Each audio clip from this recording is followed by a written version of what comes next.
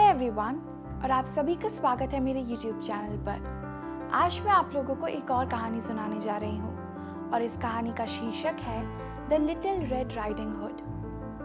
तो एक बार की बात है, एक छोटे से गांव में एक छोटी सी बच्ची रहा करती थी। उसका नाम the little red riding hood हुआ करता था। वो जब भी कहीं जाती तो एक लाल रंग की केप ओढ़ के जाती अपने सर के ऊपर। वो उस गांव में अपनी माँ के साथ रहा करती थी।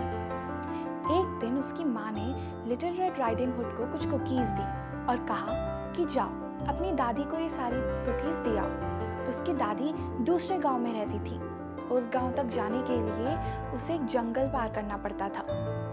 लिटिल रेड राइडिंग हुड वो कुकीज़ लेकर एक्साइटमेंट में अपनी दादी से मिलने के लिए वहाँ से निकल गई। अब वो जा ही रही होती है और अपनी दादी के घर के बहुत नज़दीक होती है।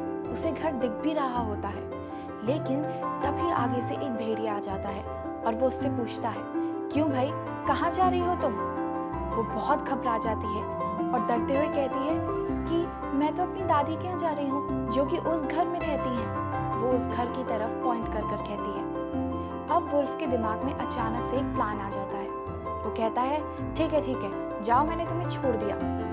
फिर वुल्फ जल्दी से दूसरे जंगल के रास्ते से उससे तेज भागकर उसकी दादी के घर पहुंच जाता है। दादी के घर पहुंचते ही वो उस दादी को खा जाता है और फिर उनके कपड़े और चश्मे पहनकर बेड पर लेट जाता है। थोड़ी देर बाद वो लिटिल रेड राइडिंग हुड भी घर पहुंच जाती है।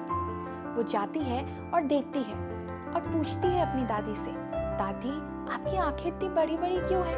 तो वुल्फ कहता है कि ताकि मैं तुम्हें अच्छे से देख पाऊँ मेरी बच्ची। तो वो कहती है कि दादी, आपकी नाक भी कितनी बड़ी है? तो वो कहता है कि ताकि मैं तुम्हें अच्छे से सूंघ पाऊँ। फिर वो कहती है कि दादी, आपके कान भी कितने बड़े हैं? तो वो कहता है कि ताकि मैं तुम्हें अच्छे से सुन पाऊँ बेटी। उसके बाद वो कहती है कि दादी, आपके तो मुंह भी इतना बड़ा है और आपके दांत कितने शार्प हैं। तो फिर वो कहता है, ताकि मैं तुम्हें अच्छे से खा पाऊँ। तभी वो वुल्फ बेड पे से उठता है और वो सारे कपड़े उतारने लग जाता है। लिटिल रेड राइडिंग हुड बहुत डर जाती है और जोर से चिल्लाती है। अब उस घर के पास में ही जंगल में एक वुड कटर था जो कि पेड़ काट रहा था। वो उसकी आवाज़ सुन लेता है। वो एक कुल्हाड़ी लेता है और तुरंत उस घर की ओर बढ़ जाता है। जैसे ही वो घर में पहुंचता है, वो देखता है कि वो वुल्फ बस उस बच्ची को खाने ही वाला होता है।